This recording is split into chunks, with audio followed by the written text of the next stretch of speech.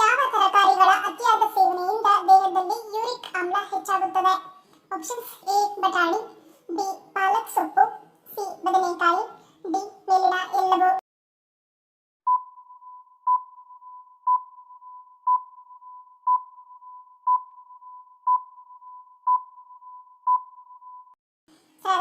Option D ಮೇಲಿನ ಎಲ್ಲವೂ.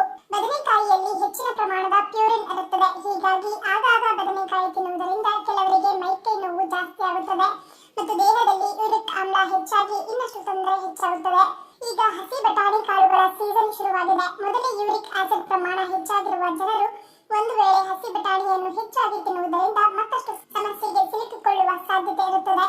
ಪಾಲಕ್ ಸೊಪ್ಪಿನಲ್ಲಿ folate ಮತ್ತು ನಾರಿನ ಪ್ರಮಾಣ ಅಧಿಕವಾಗಿದೆ. ಇದರಲ್ಲಿ ಕೂಡ ಪ್ಯೂರಿನ್ ಹೆಚ್ಚಾಗಿದ್ದು ಆಗಾಗ ಸೇವನೆ ಮಾಡುವುದರಿಂದ ದೇಹದಲ್ಲಿ ಯೂರಿಕ್ ಆಮ್ಲ ಹೆಚ್ಚಾಗುತ್ತದೆ. ಮಶ್ರೂಮ್ ಅಥವಾ ಅಣಬೆ ತನ್ನಲ್ಲಿ ಅಪಾರ ಪ್ರಮಾಣದ ಪ್ರೋಟೀನ್ ಮತ್ತು ನಾರಿನ ಪ್ರಮಾಣವನ್ನು ಒಳಗೊಂಡಿದೆ. ಮಿತಿ ಮೀರಿ ಮಶ್ರೂಮ್ ಸೇವನೆ ಮಾಡುವುದರಿಂದ ನಮ್ಮ ದೇಹದಲ್ಲಿ ಯೂರಿಕ್ ಆಮ್ಲ ಹೆಚ್ಚಾಗುವುದರಲ್ಲಿ ಯಾವುದೇ ಅನುಮಾನವಿಲ್ಲ. ಹೃದ್ರೋಗಿಗಳು ಯಾವ ರೀತಿಯ ಆಹಾರವನ್ನು ತಿನ್ನಬಾರದು? ಆಪ್ಷನ್ಸ್: ಎ ತಂಪು, ಬಿ ಬಿಸಿ ಬಿಸಿ, ಸಿ ಕೊಬ್ಬು, ಡಿ ಮೇಲಿನ ಎಲ್ಲವೂ.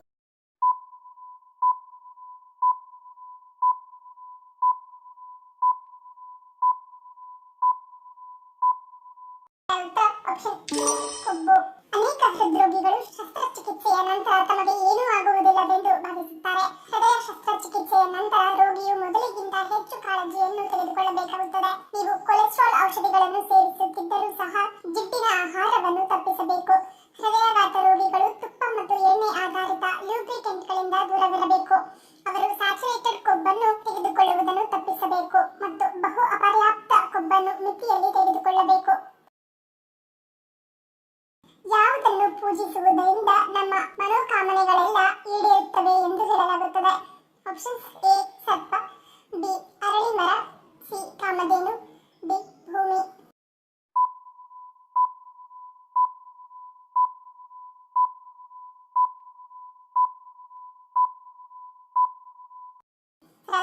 ಆಪ್ಷನ್ ಕಾಮಧೇನು. ಕಾಮಧೇನು ಪೂಜೆಯಿಂದ ನಮ್ಮ ಮನೋಕಾಮನೆಗಳೆಲ್ಲ ಈಡೇರುತ್ತವೆ. ಈ ಒಂದು ಮೂರ್ತಿಯನ್ನು ಪೂಜಿಸುವುದರಿಂದ ದೇವಲೋಕದ ಎಲ್ಲ ದೇವರಿಗೂ ಪೂಜೆ ಸಲ್ಲಿಸಿದ ಪುಣ್ಯ ಲಭಿಸುತ್ತದೆ ಎಂಬ ನಂಬಿಕೆ ಹಿಂದೂ ಸಂಪ್ರದಾಯದಲ್ಲಿದೆ. ಮನೆಯಲ್ಲಿ ಕಾಮಧೇನು ಮೂರ್ತಿಯನ್ನು ಇಟ್ಟುಕೊಂಡು ನಿತ್ಯ ಪೂಜೆ ಸಲ್ಲಿಸುವುದರಿಂದ ಮನೆಯಲ್ಲಿ ಸುಖ, ಶಾಂತಿ, ಸಮೃದ್ಧಿ ನೆಲೆಸುತ್ತದೆ. ಎಲ್ಲ ದುಷ್ಟ ಶಕ್ತಿಗಳ ಕಾಟದಿಂದ ಮುಕ್ತಿ ಪಡೆಯಬಹುದು. ಇನ್ನು ಕಾಮಧೇನು ಮೂರ್ತಿಯನ್ನು ತಂದು ಮನೆಯಲ್ಲಿ ಯಾವುದೇ ಮೂಲೆಯಲ್ಲಿಟ್ಟರೂ ಸಾಲದು, ಅದಕ್ಕೆ ಅದರದೇ ಆದ ಸ್ಥಾನವಿದೆ. ಹೀಗಾಗಿ ಕಾಮಧೇನು ಮೂರ್ತಿಯನ್ನು ನೀವು ತೆಗೆದುಕೊಂಡು ಬಂದಿದ್ದೆ ಆದಲ್ಲಿ ಅದನ್ನು ಪ್ರಮುಖ ಜಾಗದಲ್ಲಿಟ್ಟು ಪೂಜಿಸಬೇಕು. ಪದೇ ಪದೇ ಕೈಕಾಲು ನಡುಕ, ಮಾತನಾಡಲು ತೊದಲುತ್ತಿದ್ದರೆ ಇದು ಯಾವ ಕಾರಣದಿಂದ ಉಂಟಾಗುತ್ತದೆ? ಆಪ್ಷನ್ಸ್: ಎ ಜೀನ್ಗಳಲ್ಲಿನ ಬದಲಾವಣೆ, ಬಿ ರಾಸಾಯನಿಕ, ಸಿ ನಿದ್ರೆಯ ಕೊರತೆ, ಡಿ ಮೇಲಿನ ಎಲ್ಲವೂ.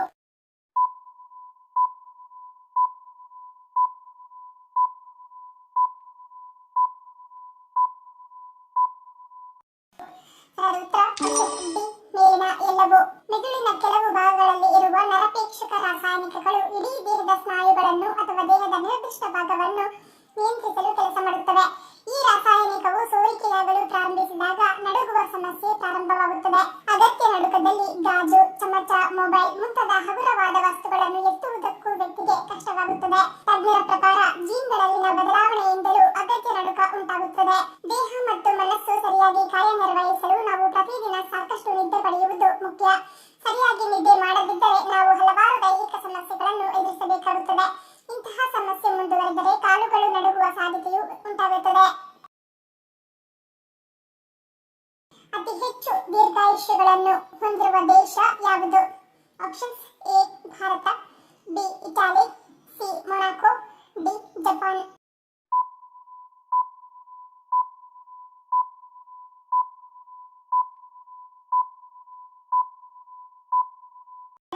ಆಪ್ಷನ್ ಸಿ ಮತ್ತು ಡಿ.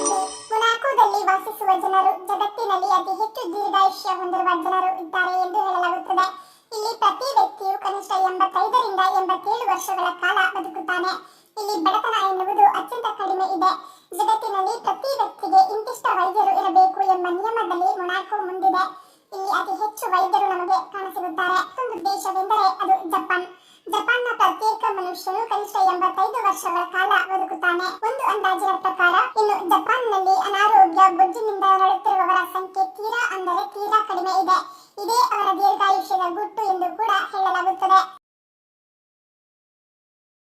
ಕಾಲಿನ ಹೆಬ್ಬೆರಳು ಉದ್ದವಾಗಿ ದೊಡ್ಡದಾಗಿದ್ದು ಉಳಿದ 4 ಬೆರಳುಗಳು ಕಿರುಬೆರಳಿನತ್ತ ವಾಲಿಕೊಂಡಿದ್ದರೆ ಇದನ್ನು ಏನೆಂದು ಕರೆಯುತ್ತಾರೆ? ಆಪ್ಷನ್ಸ್: ಎ ರೋಮನ್ ಕಾಲ್ಬೆರಳು, ಬಿ ಗ್ರೀಕ್ ಕಾಲ್ಬೆರಳು, ಸಿ ಈಜಿಪ್ಟಿಯನ್ ಕಾಲ್ಬೆರಳು, ಡಿ ಮೇಲಿನ ಎಲ್ಲವೂ.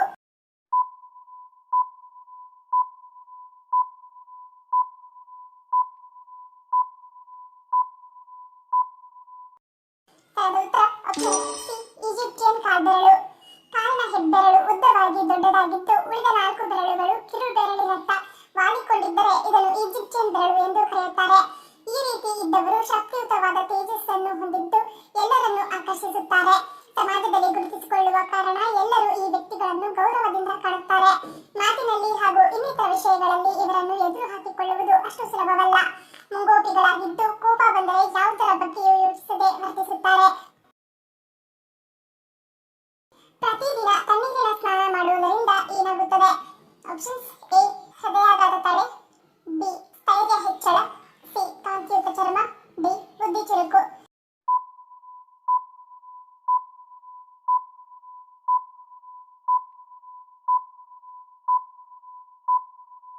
ಉತ್ತರ ಆಪ್ಷನ್ ಬಿ ಸ್ಥೈರ್ಯ ಹೆಚ್ಚಳ. ನಿರಂತರವಾಗಿ ಪ್ರತಿದಿನ ತಣ್ಣೀರಿನ ಸ್ನಾನ ಮಾಡಬೇಕು ಎಂದರೆ ಎಂತವರಿಗಾದರೂ ಕಷ್ಟವಾಗುತ್ತದೆ. ಅದಕ್ಕೆ ಸದೃಢ ಮನಸ್ಥಿತಿ ಅತಿ ಮುಖ್ಯವಾಗಿ ಬೇಕಾಗುತ್ತದೆ. ಇದನ್ನು ಅಭ್ಯಾಸ ಮಾಡಿಕೊಂಡು ಪ್ರತಿದಿನ ತಣ್ಣೀರಿನ ಸ್ನಾನ ಮಾಡುವುದರಿಂದ ಖಂಡಿತವಾಗಿ ಮಾನಸಿಕ ಸ್ಥೈರ್ಯ ಹೆಚ್ಚಾಗುತ್ತದೆ. ಜೀವನದಲ್ಲಿ ಬರುವಂತಹ ಎಂತಹದ್ದೇ ಕಷ್ಟಗಳನ್ನು ಮತ್ತು ಸವಾಲುಗಳನ್ನು ಸುಲಭವಾಗಿ ಎದುರಿಸಲು ಕೂಡ ಸಾಧ್ಯವಾಗುತ್ತದೆ. ತಣ್ಣೀರಿನ ಸ್ನಾನ ಮಾಡುವಾಗ ತಂಪಾದ ನೀರು ಮೈಮೇಲೆ ಬಿದ್ದು ರಕ್ತನಾಳಗಳು ತಮ್ಮ ಮಾತ್ರ ಕಡಿಮೆ ಮಾಡಿಕೊಳ್ಳುತ್ತವೆ. ಅದೇ ನಿಮ್ಮ ಮೈ ಬಿಸಿಯಾದಾಗ ರಕ್ತನಾಳಗಳು ಹಿಗ್ಗುತ್ತವೆ ಮತ್ತು ದೇಹದಲ್ಲಿ ರಕ್ತ ಸಂಚಾರ ಚೆನ್ನಾಗಿ ನಡೆಯುತ್ತದೆ. ಇದು ರಕ್ತದ ಒತ್ತಡವನ್ನು ಕಡಿಮೆ ಮಾಡುತ್ತದೆ. ಇದರಿಂದ ಹೃದಯದ ತೊಂದರೆ ಕೂಡ ದೂರವಾಗುತ್ತದೆ. ತಣ್ಣೀರಿನ ಸ್ನಾನ ಮಾಡುವುದರಿಂದ ನಮ್ಮ ದೇಹದಲ್ಲಿ ಆಂಟಿ ಆಕ್ಸಿಡೆಂಟ್ಗಳ ಉತ್ಪತ್ತಿ ಹೆಚ್ಚಾಗುತ್ತದೆ. ಇದು ಆಕ್ಸಿಡೇಟಿವ್ ಒತ್ತಡದ ವಿರುದ್ಧ ಹಾಗೂ ಜೀವಕೋಶಗಳ ಹಾನಿಯ ವಿರುದ್ಧ ರಕ್ಷಣೆ ನೀಡುತ್ತದೆ. ಇದರಿಂದ ಕ್ಯಾನ್ಸರ್ ಹಾಗೂ ಇತರ ನರಮಂಡಲ ಸಮಸ್ಯೆಯ ವಿರುದ್ಧ ಹೋರಾಡಲು ರಕ್ಷಣೆ ಸಿಗುತ್ತದೆ. ಯಾವ ಕಾಯಿಲೆ ಇರುವವರಿಗೆ ಕಡಲೆ ಬೀಜ ವಿಷವಿದ್ದಂತೆ? Options: A BP, B sugar, C ಹೃದಯಾಘಾತ, ಡಿ ಕ್ಯಾನ್ಸರ್.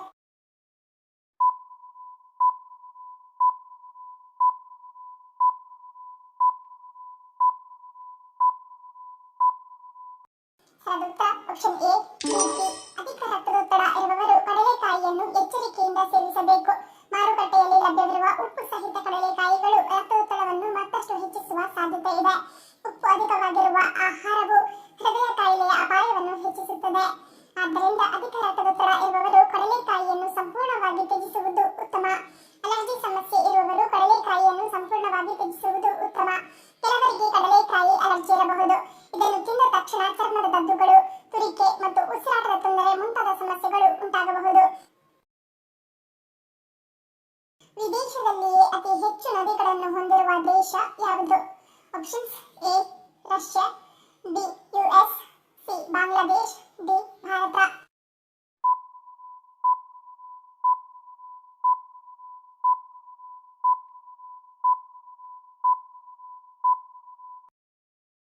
ಆಪ್ಷನ್ ಎ ಮತ್ತು ಬಿ. ರಷ್ಯಾವನ್ನು ನದಿಗಳ ತವರು ಎಂದೇ ಕರೆಯಲಾಗುತ್ತದೆ. ಈಗಾಗಲೇ ಹೇಳಿದಂತೆ 1 ಲಕ್ಷ ನದಿಗಳು ಹರಿಯುವ ದೇಶ ಎಂದರೆ ಅದು ರಷ್ಯಾ. ಈ ದೇಶದ ತುಂಬಾ ವ್ಯಾಪಕವಾದ ನೀರಿನ ಮೂಲಗಳಿವೆ. ಸುಮಾರು 1 ಲಕ್ಷ ನದಿಗಳು ಈ ದೇಶದ ತುಂಬಾ ಹರಿಯುತ್ತವೆ. ವೋಲ್ಗಾ ಮತ್ತು ಲೇನಾ ಎಂಬ ಬೃಹತ್ ನದಿಗಳನ್ನು ರಷ್ಯಾ ಹೊಂದಿದೆ. ರಷ್ಯಾದ ನಂತರ ವಿಶ್ವದಲ್ಲಿಯೇ ಅತಿ ಹೆಚ್ಚು ನದಿಗಳನ್ನು ಹೊಂದಿರುವ ದೇಶ ಯುನೈಟೆಡ್ ಸ್ಟೇಟ್ಸ್. ಇಲ್ಲಿ ಹರಿಯುವ ನದಿಗಳನ್ನು ಬೆರಳೆಣಿಕೆಯಲ್ಲಿ ಎಣಿಸಲು ಸಾಧ್ಯವಿಲ್ಲ. ಯುನೈಟೆಡ್ ಸ್ಟೇಟ್ಸ್ನಲ್ಲಿ ಹರಿಯುವ ನದಿಗಳ ಸಂಖ್ಯೆ ಬರೋಬ್ಬರಿ 2,50,000. ಮಿಸಿಸಿಪ್ಪಿ ಮತ್ತು ಮಿಸೌರಿ ನದಿಗಳು ಅಮೆರಿಕದಲ್ಲಿ ಹರಿಯುವ ಬೃಹತ್ ನದಿಗಳಾಗಿವೆ. ಜ್ವರದಿಂದ ಹಿಡಿದು ಚರ್ಮದವರೆಗೆ ಅನೇಕ ರೋಗಗಳಿಗೆ ಪರಿಹಾರ ನೀಡುವುದು ಯಾವುದು? ಆಪ್ಷನ್ಸ್: ಎ ನುಗ್ಗೆ ಸೊಪ್ಪು, ಬಿ ವೀಳ್ಯದೆಲೆ, ಸಿ ತುಳಸಿ, ಡಿ ಗಣಿಕೆ.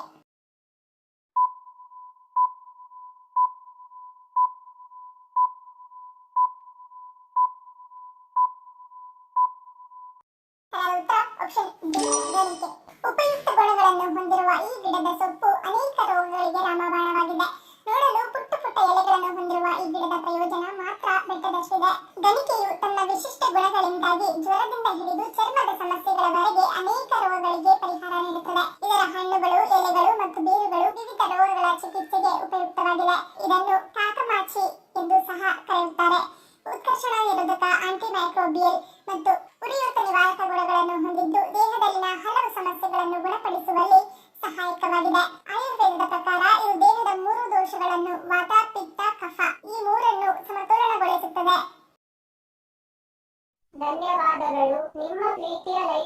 ಪ್ರೋತ್ಸಾಹಿಸಿ. ಇನ್ನು ಹೆಚ್ಚಿನ ಮಾಹಿತಿಗೆ ನಮ್ಮ ಚಾನೆಲ್ ಸಬ್ಸ್ಕ್ರೈಬ್ ಮಾಡಿ, ಪಕ್ಕದಲ್ಲಿರುವ ಬೆಲ್ ಬಟನ್ ಕ್ಲಿಕ್ ಮಾಡಿ. ಇನ್ನೊಂದು ಇಂಟ್ರೆಸ್ಟಿಂಗ್ ಪ್ರಶ್ನೆಗಳೊಂದಿಗೆ ಸಿಗ್ತೀನಿ. Love you all, take care.